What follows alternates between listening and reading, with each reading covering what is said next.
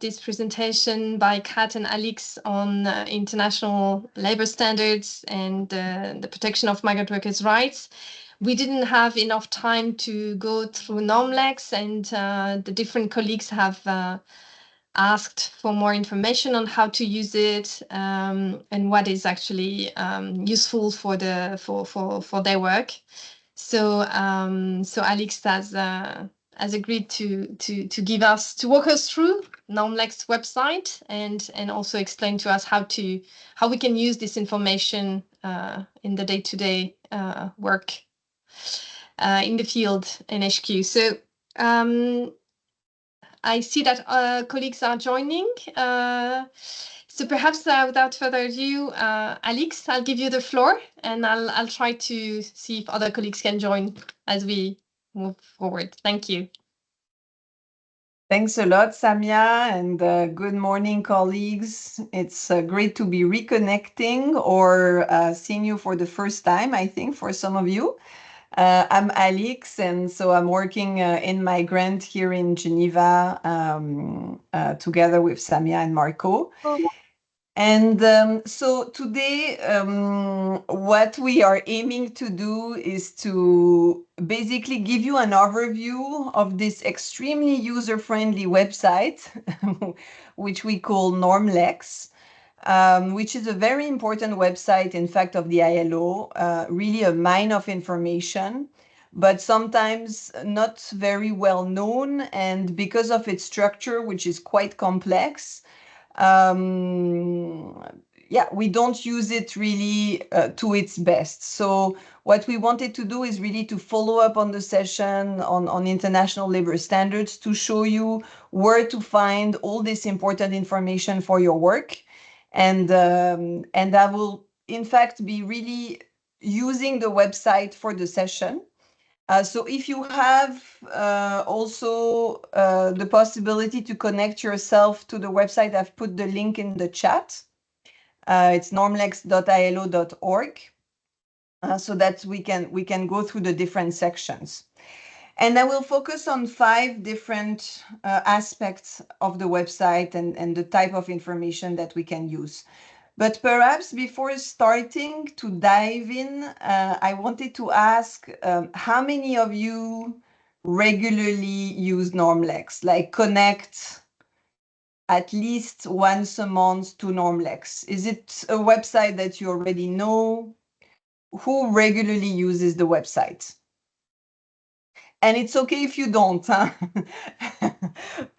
Okay, we have the good NORMLEX students. I do. Gloria, so it's definitely a tool that you use. Who has never been on the website?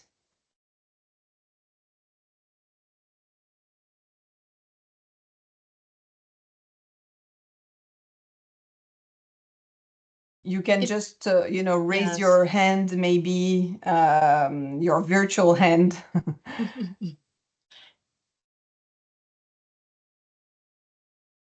Yusuf. Okay, Yusuf. So this will be a useful discovery, hopefully.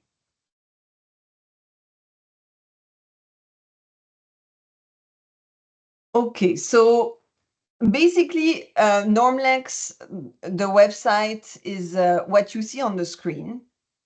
And it's the ILO database on everything related to international labor standards and their application. So anything you want to know about how ILO conventions, ILO recommendations, ILO protocols, are ratified and how they are implemented in the different countries that you focus in is basically in this website. And in the past, the ILO had 2 different websites on international labor standards and the application at the national level, which was NORMLEX and what we called NATLEX, which is more on the national legislation. And now they are linked, which is also great. So that's why, NORMLEX is a good entry for you, and you can still, access you will see the country profile, where you can also see not only how the ILO standards have been ratified and applied, but also what is the national legislation in the country that you focus on. So first of all, I will describe just 5 key functions for you. So first of all, on NORMLEX, this is really the website to check the text of the conventions, the protocol, the recommendations. So this is the first function that you see at the top left. It's called instruments. So it's the broad term for all the different type of international labor standards. And you see that you have, conventions, protocols, recommendations, which are the main, type of international labor standards. So conventions are obviously the, binding instruments, legally binding instruments. And then there's also a few protocols. Usually a protocol, it's associated to a convention. So for example, in our work on labor migration, one important protocol is Protocol 29 on forced labor, which is attached to Convention 29. So it's complementing, if you want, a convention. So you can access also those protocols, which are also legally binding instruments. And then we can access the text of the recommendations. As you know, there are, for example, recommendations that are attached to the dedicated Convention on Migrant Workers, which are non-binding, and which also complements and guides actions of our constituents, but through non-binding guidance. So for example, and please ask any question, raise your hand at any time if there's something that is not clear. This is really, it has to be interactive, so let me know. So what you see when you click on convention, if you want to see the text of a convention, you have different options. You can either go by type. When you go by type, it means that you will start with those fundamental conventions that we discussed in the last session, which are those, those rights that are really recognized as the fundamental rights, the human rights of the labor rights, which have a special status. And I will also explain why when we look at the supervisions of the conventions. That country, even if they have not ratified those conventions, have to report on every year. So that's why they're called fundamental. And then you go to the governance conventions, labor inspection and employment mainly. And then the technical conventions, a lot of them. So that's one way to look at the convention, but you can also you can see at, you can check and sort out through numbers and also through subjects. So there's also, for example, a category for migrant workers specifically. The thing which can be a bit misleading, I think, is that, for example, if you click, migrant, you have this category, on migrant workers. What is a bit misleading when we look at this is that sometimes we have conventions that are what we call up to date. So it means it has been reviewed and is deemed, fully up to date, fully relevant in our current world. Some of them have been deemed not up to date and they still appear in this list.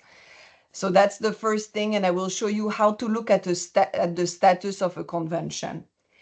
What can be also misleading when you look by theme, like migrant workers, is that obviously there's not only those dedicated migrant workers convention that apply to migrants. So as we saw in the last session, for example, all the fundamental rights convention, the one that I showed you just before, they apply to migrant workers. Also some of the social protection conventions, those sectoral conventions. So it's just to tell you that this will give you, at least the two main dedicated instruments, Convention 97 and 143 on migrant workers, but It's not the only convention that apply to migrants. And then you can look by status. That's what I was mentioning before. So there's actually a review process of conventions to determine whether, a convention is still up to date or not. And here you can see all the up-to-date instruments. So for example, you can see that the Convention 97, Migration for Employment Convention, is absolutely up to date. Similarly, for Convention 143. But there are also other instruments that have an interim status, instruments to be revised. So it means that they will need to go through, an international labor conference process for revision, and also outdated instruments. So for example, here, these are all the instruments that have been deemed, not relevant today. So that's just a little apart. It's not, I think for you, what is most helpful is the fact that through this instrument section, you can access all the text of the convention, all the text of the protocols, and also all the text of the recommendations. And you have them obviously normally in all the languages of the ILO when you click on them. Any question on how to use these instruments? Did you know that you can access all the ILO International Labor Standards here?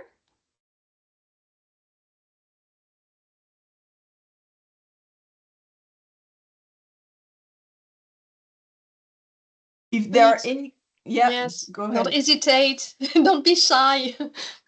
I ask any question you have. Yes, okay. I see Farah says yes, she knew. So that's a bit the most known section, let's say, that is most used, I think, by colleagues. Any plans for uploading in, does that mean in Arabic? Yeah, Arabic. So usually, yes, you have all the conventions available in Arabic. So let's say you take the 143 and you see at the top here, display in, I will show you on the screen, you have the different version. So there is usually always all those languages. So French, Spanish, and Arabic. So if you click on Arabic, you will have the text of all the conventions in Arabic. And if I'm not mistaken, normally all of the instruments should be in those languages. So it is indeed available, and that's helpful, obviously, for several countries in Africa. So that's for the conventions. Then what is linked to the convention is that often you want to know, okay, but have those conventions be ratified, in the countries that I cover. And here there is a dedicated section called Ratification of ILO Conventions. So you can click on this. And here you can either search by country, by regions, or even by ILO field offices, which I find, quite helpful. So, for example, so that's the first search options. And then you can search ratification by conventions also. So, if you want to know a specific convention, and what have been the latest ratifications. But I think for you, it's quite interesting to look at ratification per country. So, for example, if we take Algeria, you will see exactly the number of conventions that Algeria has ratified, the number of fundamental convention, governance convention, technical conventions, that they have ratified. So it's really a complete picture of the ratification status in a country. What we can also look at, there's also another way. So that's one way to look at the ratification. If you go back also to the general portal, like on NORMLEX, you can see that there will always be the total number of ratifications, and then it goes into more detail on the type of conventions ratified, so the fundamentals and the governance conventions. And if you look at the right side now, it's called ratification comparative data. So for those of you who have a regional role, that's also quite helpful because it tells you, for example, if you can look at ratification by ILO regions. So if you click, by ILO regions, you can see for Africa, what's the total number of ratification, especially for, here, these are the fundamental conventions. And then you can also look per country and you have the full Africa region. And that's for the fundamental conventions here. But you also have the governance convention that you can look by region. And you will have also, for example, Africa. And you can also look for all conventions in case you want to really have an overview of all conventions.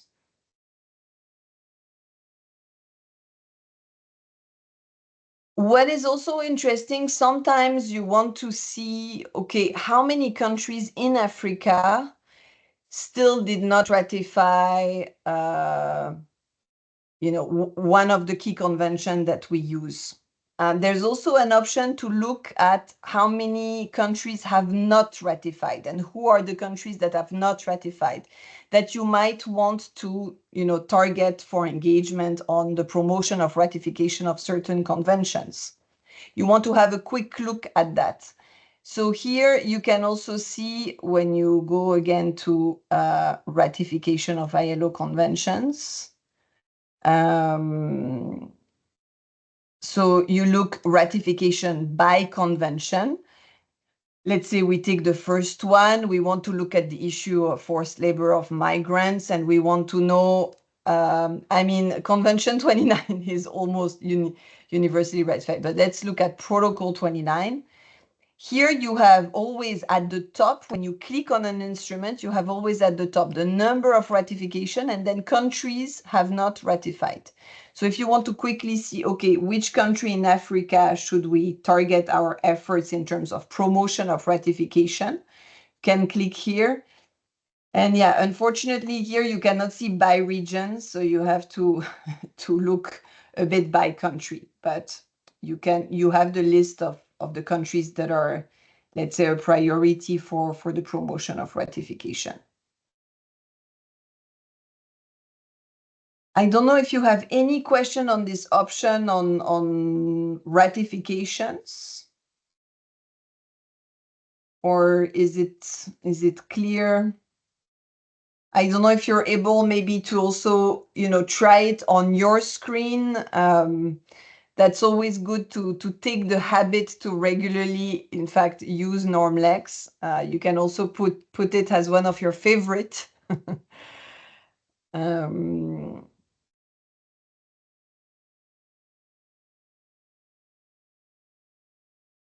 Okay, so this is also a rather, let's say, simple function. So first, again, you can see the text of the instruments.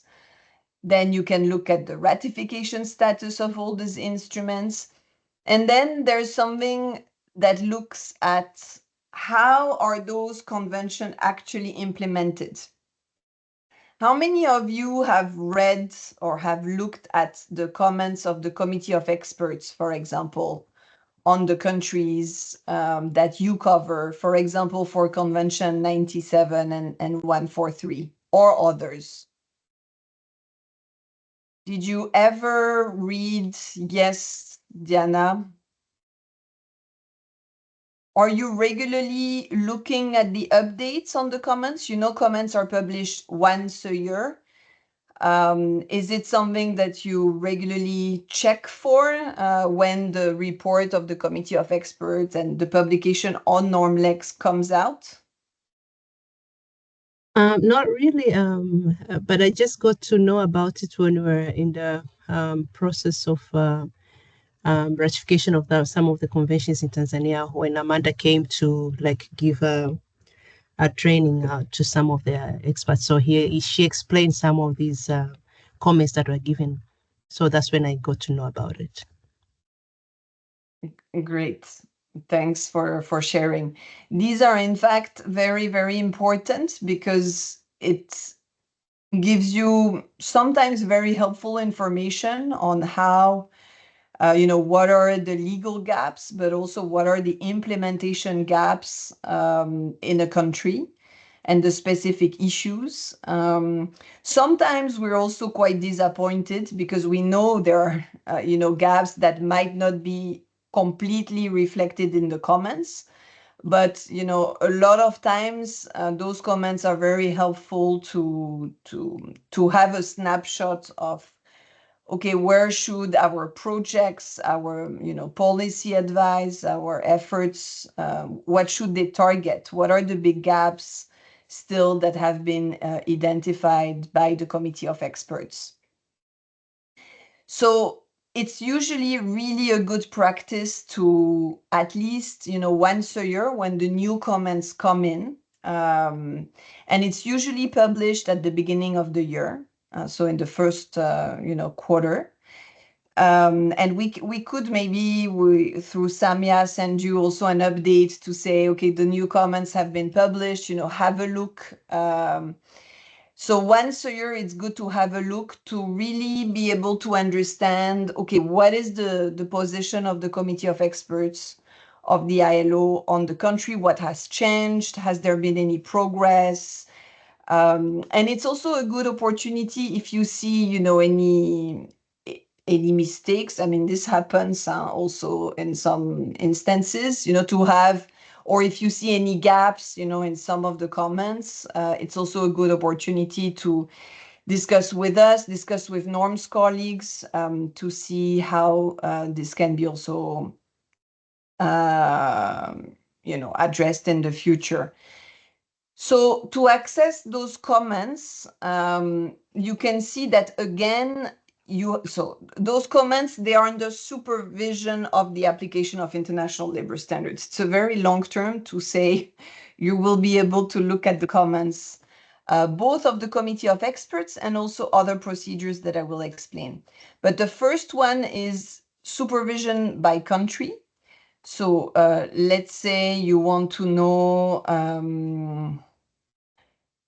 for example, the comments on Benin.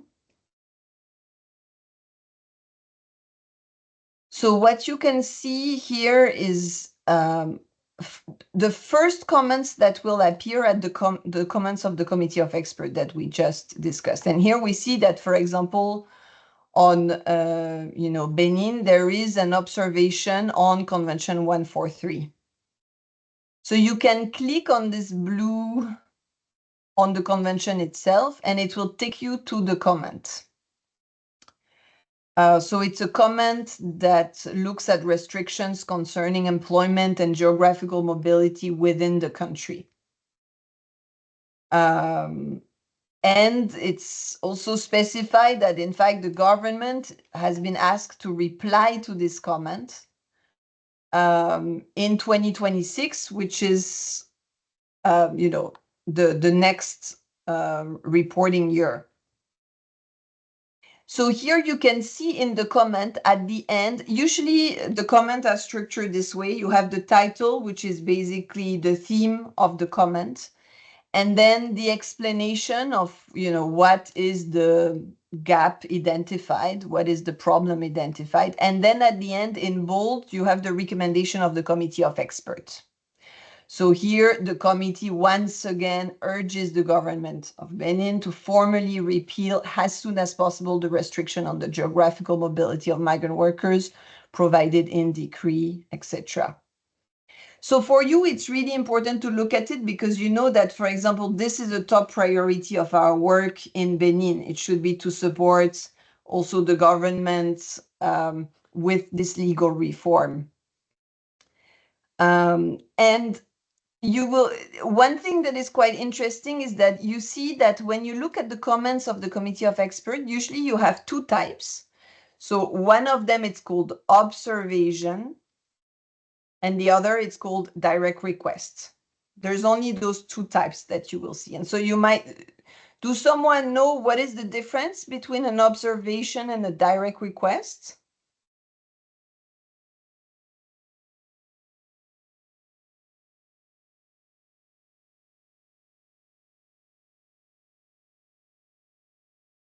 Diana, do you remember if Amanda mentioned this in her last presentation? Yeah, I remember her mentioning about direct requests, but I don't really know the difference. Perhaps one of them do not require a reply from the government, or not even. So, in fact, in both, the Committee of Experts can ask things from the government, but there is a status in terms of gravity of the issue. So a direct request, there is information missing, and the Committee of Experts needs this information to further assess the situation.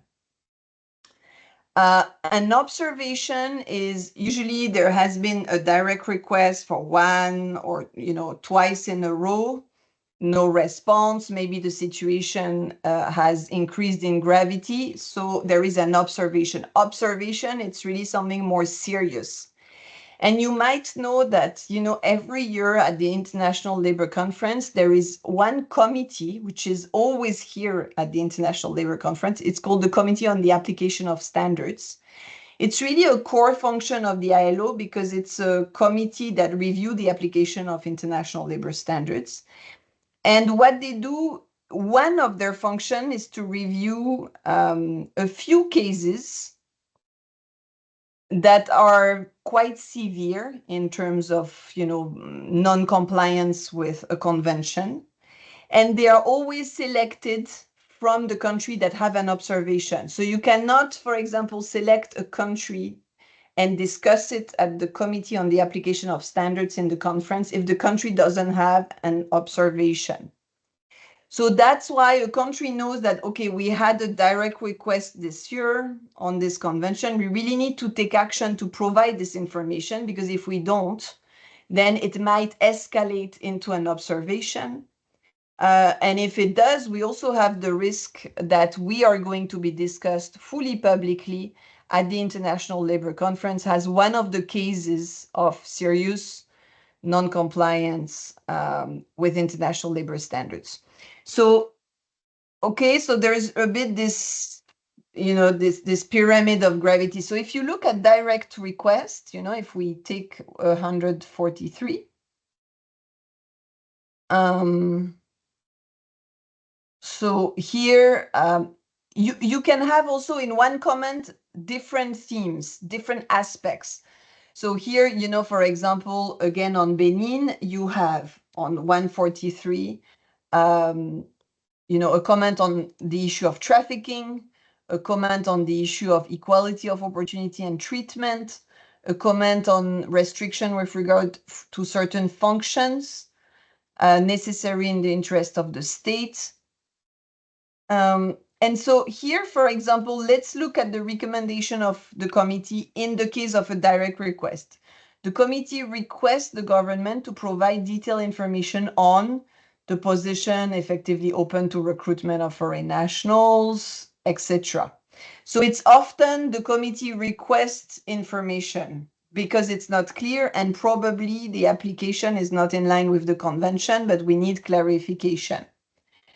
So it's request information, whether, as we saw in the observation, is the committee once again urges the government to formally repeal. It's much more, serious. It's not just a request for information. It's actually to repeal a major piece of legislation. So this is just to explain why sometimes you see observation, sometimes it will be direct requests.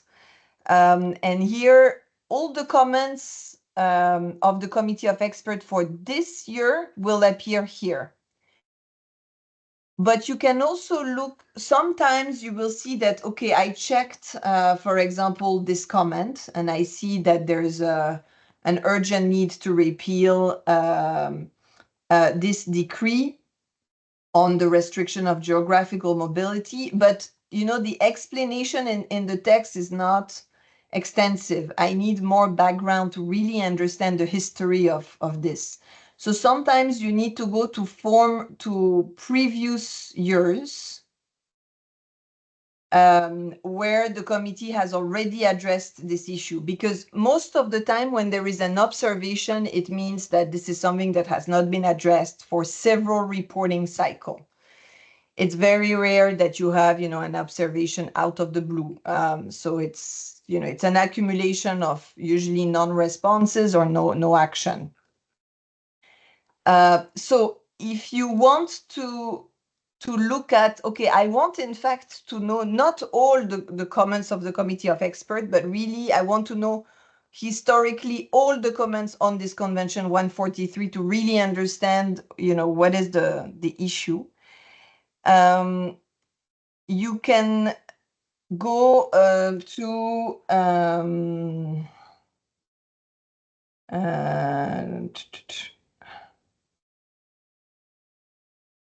so you again go supervision by country. Let's say here, again, we select Benin.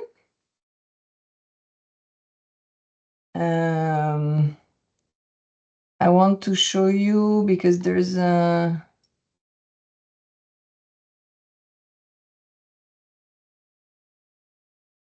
Because you can go by years, of course, but there should be, in fact, something more simple to look at all of this. Because otherwise you have to go really year by year. And at some point you can see that, for example, in 2022, there was already an observation on Convention 143. But I'm going to check whether you can get, I do not see, in fact, the option here. But if you can get in one click all the comments on one convention. Here you can, I mean, there is clearly this option of going year by year, but that's not extremely practical. So for example, if you look, you know, already in 2022, you could see that there was already this comment from the Committee of Experts on Benin on repealing this similar decree. So that's why it's becoming, you know, quite urgent. And the committee has kept the observation status. What I wanted, so that's for the Committee of Expert comments. Any questions on those comments? Because they are really quite important for your work, to be able to really know what are some of the legal and implementation gaps, priorities in the different countries that you cover.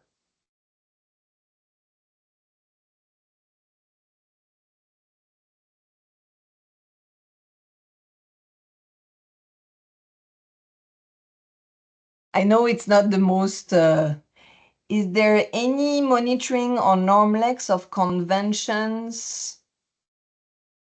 pending ratification by a specific country? So unfortunately, no, because the website only shows Vanessa supervises the conventions that have been ratified by a country. So let's say if you are currently, you know, pushing for ratification of a convention, there is a pending process in Parliament, for example, until it's really ratified, NORMLEX will not review the convention, and so it will not appear on NORMLEX. So it's the starting point for the supervision of standards. It's really ratification, and then it starts. But unfortunately, we don't have any information on the pending process. I know sometimes it's very helpful to know where in the process we are, because it also takes time sometimes in certain countries. But it's not something that that NORMLEX gives you has an info.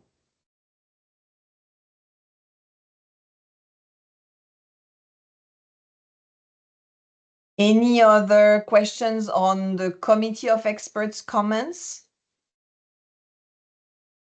So one thing that you should know is that, in addition to the comments and the content of the comments that are helpful in your job, what is also helpful is to understand when is a country going to be reviewed by the committee of experts. Because you know that if they are going to be reviewed, let's say in 2025, you have also, first they have pressure to actually report how they are implementing this convention. And you can also support them. Sometimes there are some requests to ILO staff. Okay, could you support us even with the reporting? We have some questions. So, I mean, I'm sure Amanda, for example, in the region does, a lot of this, but also, us as technical staff, we are asked sometimes to support, with the reports for observation of the committee of experts.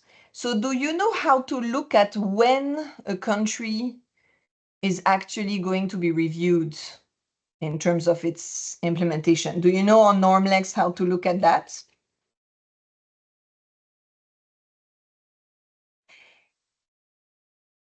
So here you have something, I don't know if you see, it's called regular reporting. Okay,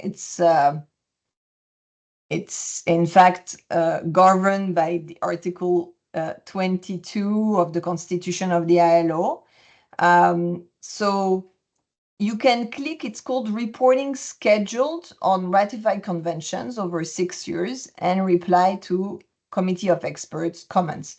So if you click on this, it's really quite helpful, because in a very short snapshot table, it tells you what are the conventions for review, for example, this year. So, here in 2025 for Benin, these are the convention for review. And then you can see that, in fact, I don't know if anyone from you works on Benin, but next year, Convention 143 is going to be reviewed. And here, okay, that's a bit of a complex example that I took, because you see in red, it says requested by committee of experts. And so it's out of cycle. It's not a regular review. It's out of cycle because, in fact, Benin, we saw that in 2022 and in 2024, there was an observation on Convention 143 for the repealing of this decree. And so because they have not responded to the committee of experts, they are putting them on an out of cycle review, which means they will have to report, even if usually this convention, you are reviewed every 6 years. So usually the regular reporting, you should also know that it's usually 6 years for pretty much all the conventions of the ILO, and 3 years for the fundamental conventions, because they are so key. They are reviewed much more regularly. But you can also have those exceptions in red here, where when really a country does not reply to the committee of experts, once there is a repeated observation, they can put it on the reporting schedule, on purpose. And here it tells you, what is helpful is that you see, so what are they examined against, if you want? I mean, there's this observation from 2024 that we just looked at, and there's also a direct request. They're both, right? And so they have to respond to the committee of experts request and ask from those two documents. And if you click here, usually you can in fact have access to the report form.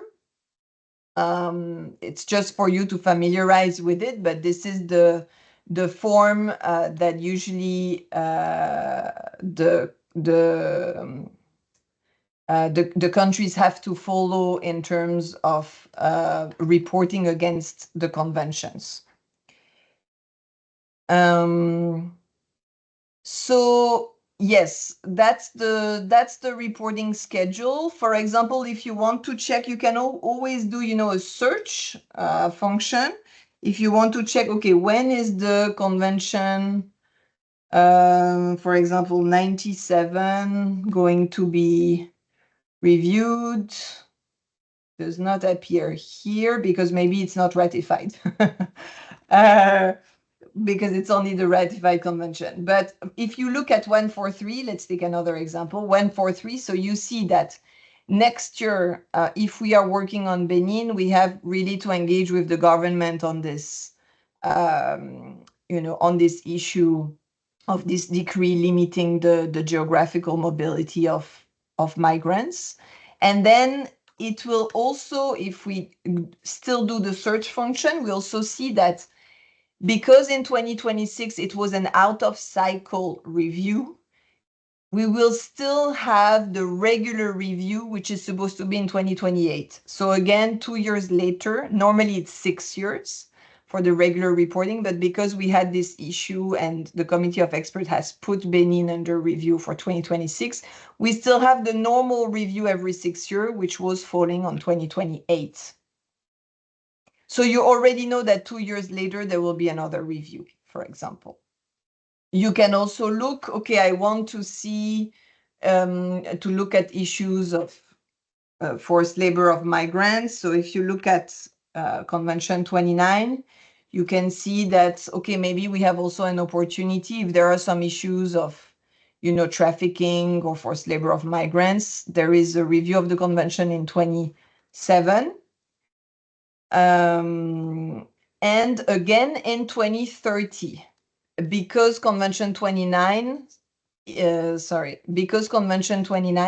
a fundamental convention. So every 3 years there is the review, compared to every 6 years for any other conventions.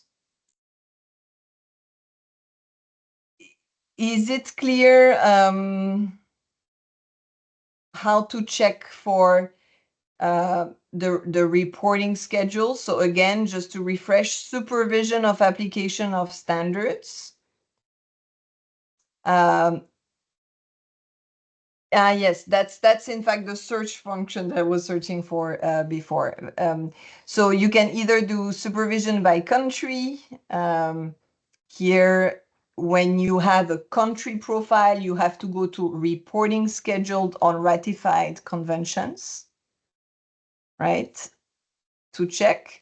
And you can also do search by comments by the supervisory body, which is a more detailed search function, where here we could have, if we take again the example of Benin, you can put Benin, you can put the convention.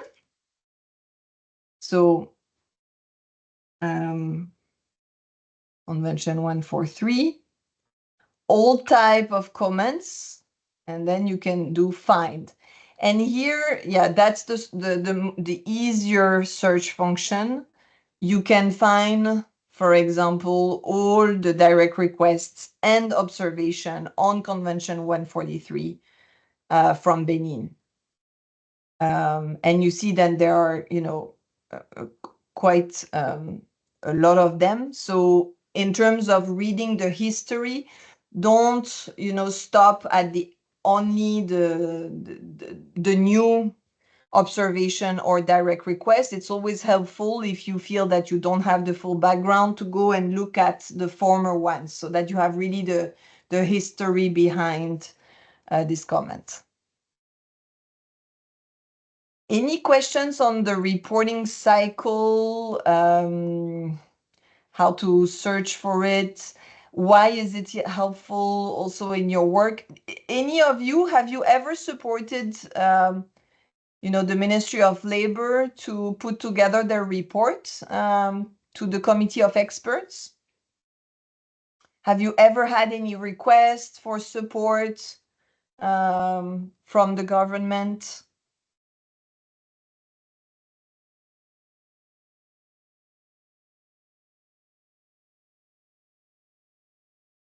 Alix?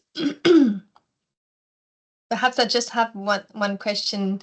I don't know if colleagues have, ever supported any countries with regard to this reporting, but I was wondering, what is the role of norm specialists? Isn't it the norm specialist that should support the countries, or is this done, together with level migration specialists for migrant-specific conventions, or how does it work? If colleagues haven't been asked so far, I was just wondering. Yes, that's a very good question, Samia. And I think it really depends a bit of the country. So sometimes when we have a regional norm specialist, but we have, for example, a technical team or technical specialist that is based in a country, sometimes they would ask directly the person that they know best. That's why often, in fact, our colleagues working on projects, they are asked, if this is a project on migration and they have to report on the migration conventions, they can be asked by the government. So of course, this is important to always coordinate with the norm specialists. But the office can be asked to support. There's also a lot of questions often on, what is the deadline? Sometimes technical question, what is the deadline to submit? How to best fill out the report form. So it's always good to refer to the norm specialists, those requests. But it's important that you know about it so that, they see that we understand the system, and we also encourage the country to. So for example, what should be done, I think, by staff in projects is to flag sometimes, with your counterparts at the Ministry of Labor. Remember this year, there is the review by the Committee of Experts. You have to submit your report by this date. If you need any support, don't hesitate to let us know. That's always helpful. Yes, Farah? Yes, thank you so much for the very thorough presentation. I'm just asking about the two migrant workers conventions. Egypt, I work in Egypt, and Egypt hasn't ratified them. So is Egypt requested to still report on the two non-ratified conventions? And I mean, would this be an entry point for us to try and support with that? Should we flag it? I mean, because we haven't really received any interest up until now from Egypt to ratify these conventions. Thank you, Farah, for the good question. Unfortunately, this website and the supervision system in general only starts when the convention is actually ratified. So if the convention is not ratified, the country has no obligation to report. So there is no reporting cycle, there is no comments, there is no examination by the ILO supervision system. The only exception are for fundamental conventions. So, not the two dedicated migrant workers conventions, but just all those on the screen on, forced labor, child labor, freedom of association and collective bargaining, occupational safety and health and discrimination. Because these, even if the supervision system doesn't review the application of those conventions, but there is another mechanism which we called the Declaration of 98, which mandates country to actually report how they are implementing those conventions. But not even, it's not the Committee of Experts, it's a separate process. And that's really an exception. But for all the other conventions, unfortunately, no, there will not be any supervision by the committee unless the country ratifies the conventions.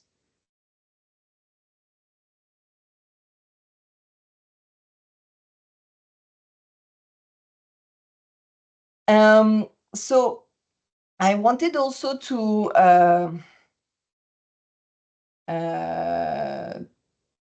show you just very briefly something else. It's we are going a bit in the technicalities. So this is, I think for you, the main useful part is really the search for the committee of experts comments.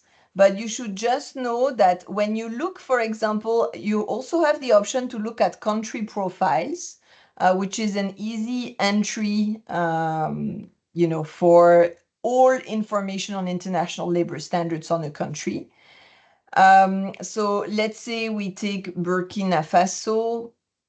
When you look at a country profile, you have really everything that you need here. You have a link to what I explained was this other website called NATLEX, which is the national legislation. So here you have really all, sometimes it's not 100% because it's updated not always extremely regularly, but it should be updated rather regularly. So here you have all the national legislation of a country. And here, in fact, it's very helpful if you know about, a new law, a new decree, that you communicated to the norm specialist in the region so that she can liaise with norms and they can update NATLEX, because it also serves really other countries. So really, please, if there is anything that you see in your jobs, inform the norm specialist about it so that this is updated. Here, there's different search functions that are also quite helpful in terms of the type of laws that you're searching for. So that's the first thing. It's national labor law. You want to know on a country, you go to country profile, national labor law. And then you have everything related to all the ratifications of a country, the latest ratification, and also the list of all ratifications. And then you have this section on reporting obligation. So again, a summary of what is the reporting schedule, when do I need to maybe talk about it with the government just to recall them that this year they are under review.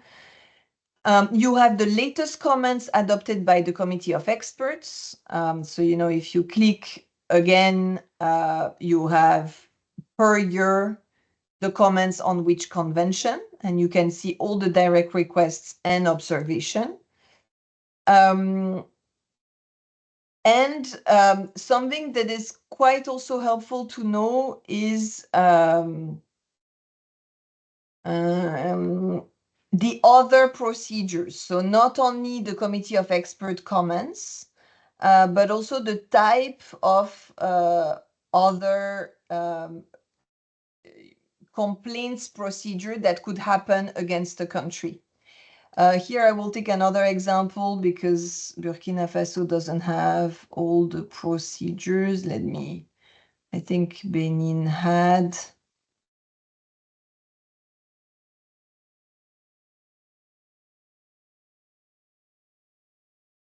I'm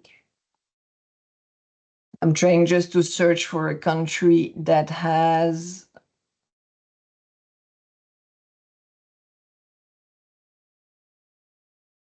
Okay. So you can also see what are the complaints procedures. There could be different type of complaints. So there are representation, which means that there is one of the social partner in the country that has actually complained about non-observance of a convention. And it's a pretty serious procedure. So you should know if there is an actual representation in the country that you cover. And you can also see the closed ones. So here you can see this is resolved. But just to give you an example of, such a complaint. It's called representation when this is a social partner, so either a trade union or an employer's organization that is actually going to submit a complaint against the government for non-observance. It's a very weird term, but it means complaints submitted by a social partners.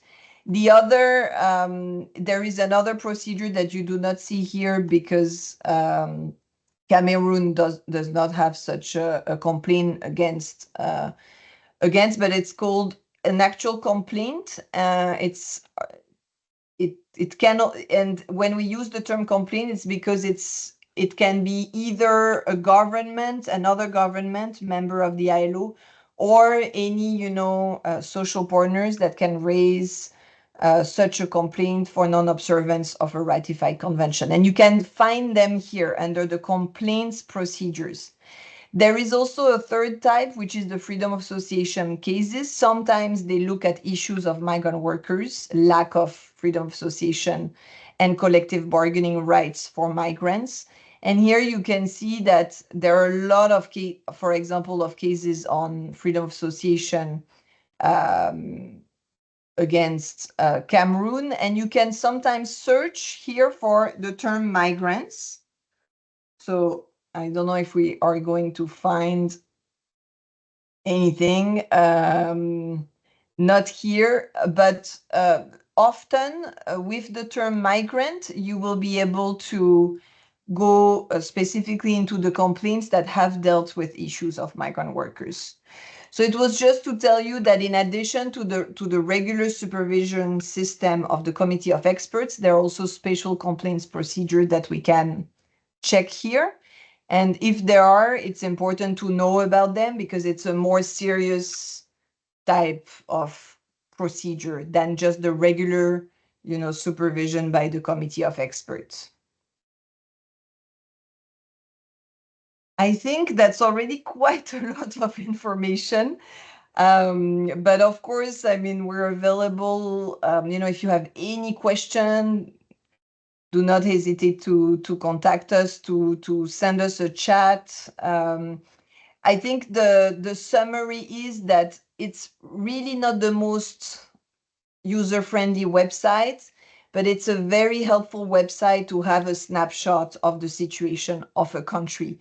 And it's not just, I would say, has an ILO staff, and sometimes it's normal because we're not trained on it and, we're not sensitized to it forcibly, especially when, we work on a specific project. But it will really give you the overall situation and really the overall issues. And you will ensure that you do not miss, something that is really key to address from your project perspective, from your policy advice perspective. So it's really important to check at least once a year when the comments of the Committee of Experts are published.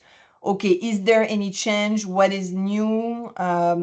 Did I miss a legal gap or an implementation gap that is really a top priority for the ILO?